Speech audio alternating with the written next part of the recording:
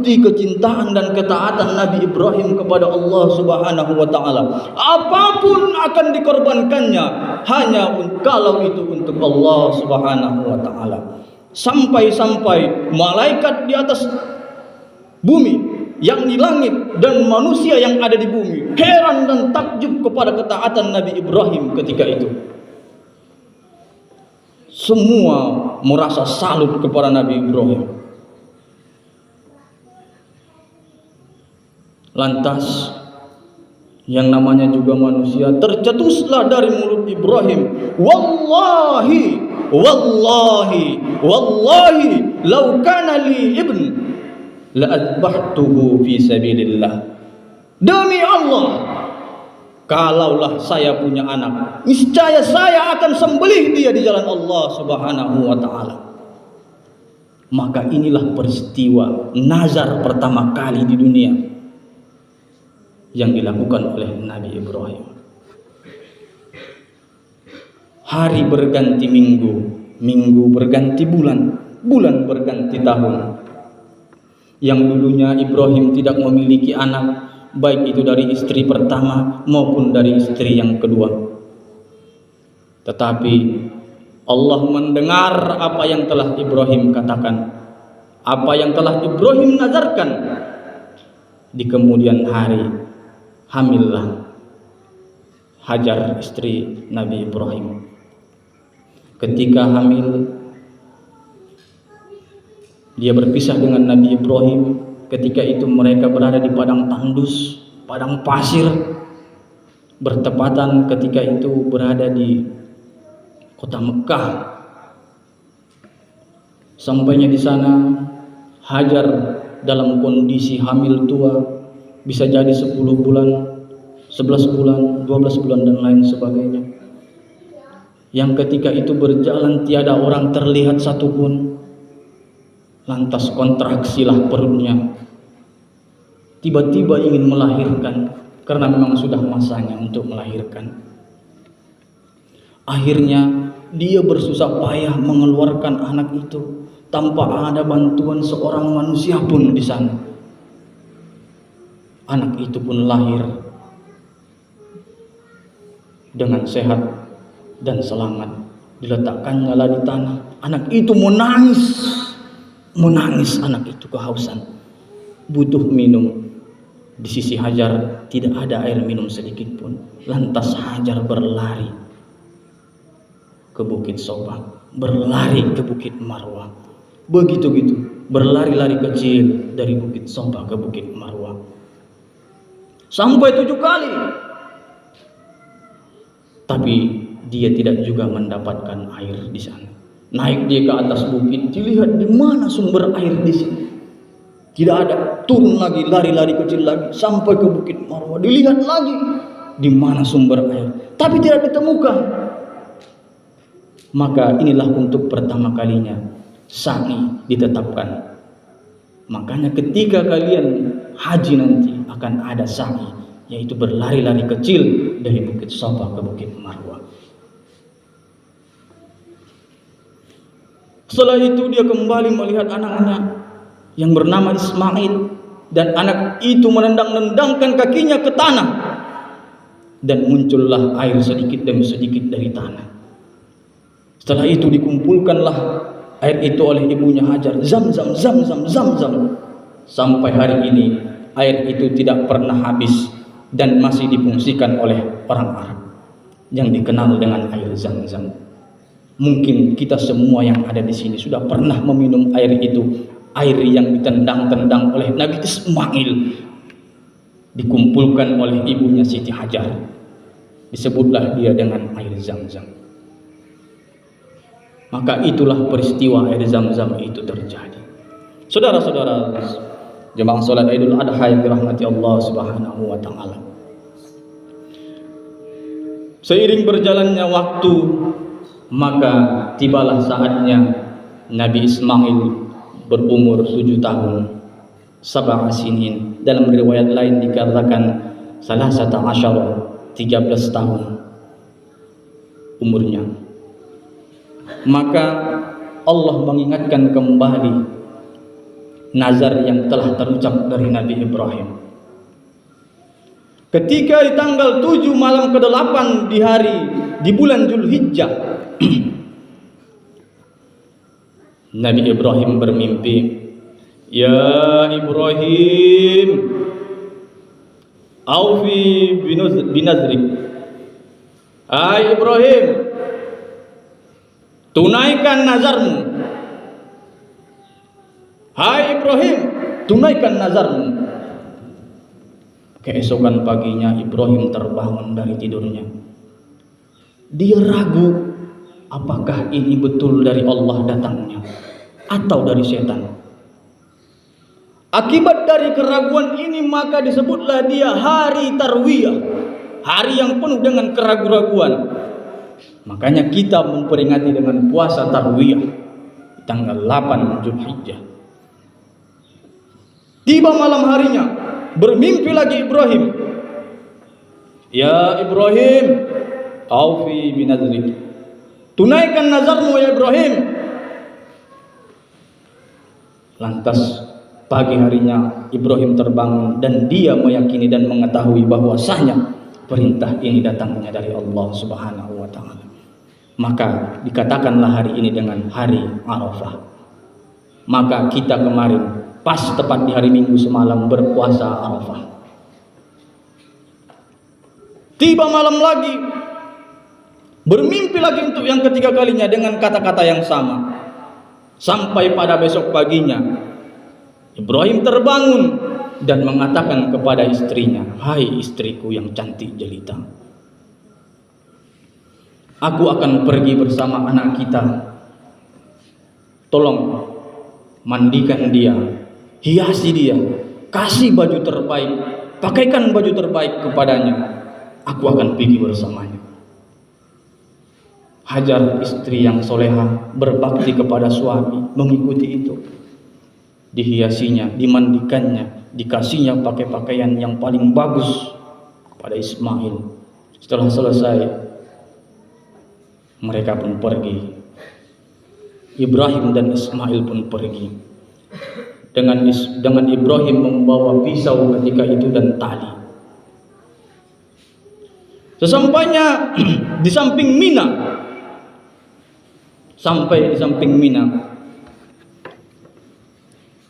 sampai mereka di sana, berencanalah tadi Ibrahim mau menyembelih anaknya Ismail, karena di awal kali tadi Ismail mengatakan, "Wallahi law kana li ibn la adbahtuhu fi sabilillah." Demi Allah, kalau saya punya anak, saya akan menyembelihnya di jalan Allah untuk menunaikan nazarnya ini. Maka Ibrahim dan Ismail pergi bergegas sampai di samping Mina, hendaklah acara penyembelihan. Tapi datang iblis, datang setan merayu Ibrahim. "Hai Ibrahim, yakin engkau untuk menyembelih anakmu ini? Ini anak satu-satunya, anak yang paling engkau cintai, anak semata wayangmu. Lihatlah dia ini sangat imut, ganteng, gagah, akhlaknya sangat lemah lembut." "Naam," kata Ibrahim, "iya.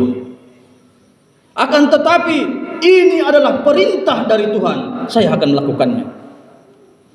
Merasa putus asa dan frustasi, setan tidak mampu menggoda Nabi Ibrahim. Lantas setan pergi menjumpai Hajar. "Hajar, kenapa engkau duduk saja di sini sementara suamimu pergi membawa anakmu untuk disembelih?" Hajar bertanya, "Apakah ada ayah yang mampu, yang tega menyembelih anaknya? Tapi ini perintah Tuhannya." "Saya yakin," kata Hajar, "seorang nabi tidak akan diperintahkan Tuhan untuk berbuat batil, untuk berbuat yang jahat." Merasa frustasi karena tidak sanggup menggoda Hajar, setan ini pergi. Dijumpanya Ismail yang udah bersiap-siap untuk disembelih. "Hai Ismail, coba bayangkan, kalau engkau tidak di sini, engkau bisa pergi bersenang-senang, bermain bersama temanmu di luar sana. Banyak permainan yang bisa kau mainkan, mulai dari main guli, lomba lari dan lain sebagainya.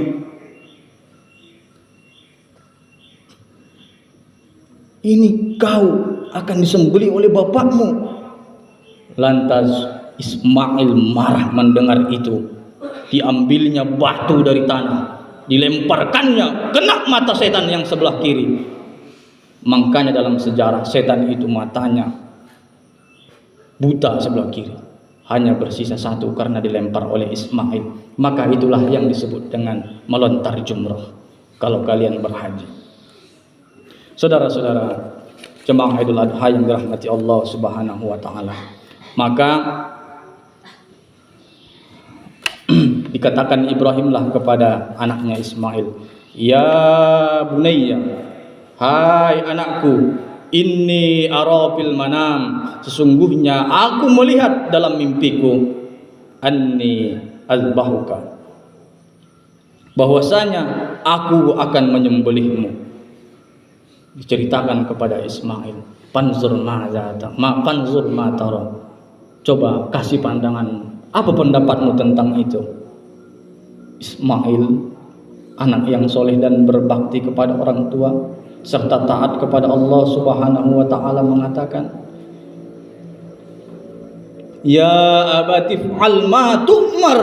Hai ayahku, laksanakan apa yang diperintahkan Allah kepadamu. Satajiduni insyaallah minas sabirin. Insyaallah engkau akan menemuiku dalam golongan orang-orang yang sabar. Tapi saudara, sebelum Ismail disembelih oleh bapaknya Ibrahim, dia berpesan, "Ya ayah, saya bolehkah berpesan?" "Silakan anakku, apa pesanmu?" katanya. "Yang pertama ayahku, sebelum engkau sembelih aku, tolong ikat kedua tanganku dan kedua kakiku, supaya ketika engkau sembelih aku tidak meronta-ronta.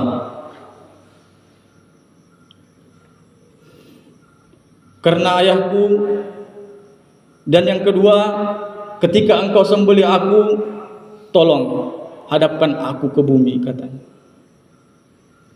"Saya khawatir ayah tidak kuat dan kasihan ketika ayah menyembelihku."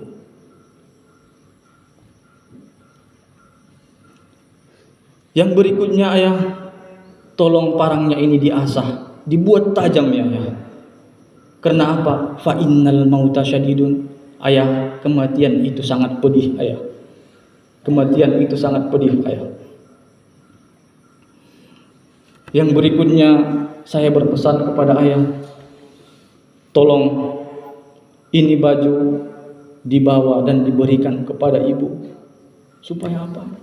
Nanti ketika ibu rindu kepadaku, ibu bisa melihat bajuku sebagai tanda aku adalah anaknya, agar dia tidak rindu lagi kepadaku." Yang berikutnya, "Ayah, titip salam buat ibu, katakan kepadanya sabar, insya Allah ini adalah betul-betul perintah Allah." Yang berikutnya, "Ayah, jangan sampaikan kepadanya bagaimana engkau mengikat kedua tanganku, bagaimana engkau menyembelihku. Tolong jangan katakan, aku takut ibu tidak kuat mendengar itu." Setelah itu, "Ada lagi yang ingin kau sampaikan anakku," kata Ibrahim. "Sudah ayah, cukup."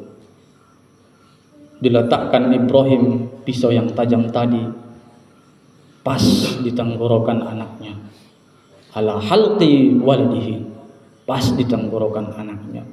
Disayatkannya pisau yang tajam itu, lam taktuk, tidak ada luka sedikit pun, tidak mempan pisau itu. Ismail berkata kepada ayahnya, "Wahai ayah, kenapa engkau lemah? Apakah engkau kasihan denganku sehingga engkau tidak mampu menyayatkan pisau ini ke tenggorokanku?" Ibrahim mengatakan, "Anakku, bukan aku tidak sanggup. Pisau ini sudah aku asah dengan tajam, sangat tajam. Kalau engkau tidak percaya, dibacokkannya pisau itu ke sebuah batu yang sangat besar. Batu itu terbelah menjadi dua. Kurang tajam apa lagi? Kalau begitu kita coba lagi sekali lagi." Ya, dicoba. Diletakkannya lagi pisau itu ke leher anaknya yang bernama Ismail, disayatkannya, tetap tidak bisa juga. Bagaimana bisa, saudara? Pisau yang tajam mampu membelah batu menjadi dua, sementara tidak mampu memakan daging anak kecil yang lembut. Setelah itu Ismail berkata kepada ayahnya, "Hai ayah, jadi gini aja lah, tolong buka tali ini." Lantas dibukakan oleh Ibrahim tali yang mengikat kakinya dan mengikat tangannya. "Palingkan aku ayah ke hadap langit agar aku ikhlas disembelih karena Allah Ta'ala." Ibrahim pun mengikuti itu. Lantas sekali lagi dipotongkan, diletakkan Ibrahim pisau itu ke leher anaknya, disayatkannya, dan tetap tidak mampu. Seketika pisau itu berkata, "Ya Ibrahim." Pisau itu mengomong kepada Ibrahim dengan izin Allah Subhanahu wa Ta'ala, "Ya Ibrahim, bagaimana kau katakan iqta', potong, sementara wa ilahul alamin, Tuhan semesta alam, mengatakan la taqta'. Kau mengatakan potong, sementara Allah mengatakan jangan potong." Tidak terpotong sedikit pun. Melihat peristiwa ini, saudara, Allah bukakan tabir para malaikat dari langit dan bumi, melihat peristiwa yang terjadi oleh Ibrahim yang mampu menyembelih, yang mau melaksanakan penyembelihan anaknya yang paling ia sayangi. Lantas semua malaikat ketika melihat itu kharru sujada, mereka tunduk dan mereka bersujud. Lantas ditanyakan Allah kepada malaikat dalam satu sebagaimana yang kalian hafal, wa idz qala rabbuka lil malaikati inni ja'ilun fil ardi khalifah. Ketika itu Allah ingin menciptakan manusia sebagai khalifah di atas muka bumi ini. Para malaikat mengatakan, qalu ataj'alu fiha may yufsidu fiha wa yasfiku dima. Bukankah nanti mereka itu akan membuat kerusakan di atas muka bumi dan mereka melakukan pertumpahan darah di sana. Allah bukakan tabir ini, semua malaikat melihat dan takjub kepada Nabi Ibrahim sallallahu alaihi wasallam. Anak yang dia cintai, anak semata wayang mau disembelih hanya demi ketaatan kepada Allah Subhanahu wa Ta'ala. Ketika pisau tadi berbicara, kau katakan potong, tapi Allah mengatakan jangan terpotong, maka tidak terpotong. Seketika datanglah Jibril dari langit membawa kurban, membawa kambing, seraya berkata, Allahu Akbar, Allahu Akbar, Allahu Akbar. Dilihatlah tadi malaikat itu oleh Nabi Ibrahim dan Nabi Ismail. Malaikat itu datang dan turun membawa hewan kurban. Adapun kambing yang dibawa malaikat itu adalah kambing yang dipersembahkan oleh Habil ketika pertama kali terjadi pelaksanaan kurban di atas dunia. Dihidupkan Allah kambing itu di surga dan digantikan menjadi hewan kurban yang disembelih menggantikan Ismail. Melihat itu dan mendengar itu, lantas Nabi Ibrahim mengatakan, La ilaha illallah wallahu akbar. Disambut Ismail lagi, Allahu akbar walillahil hamd.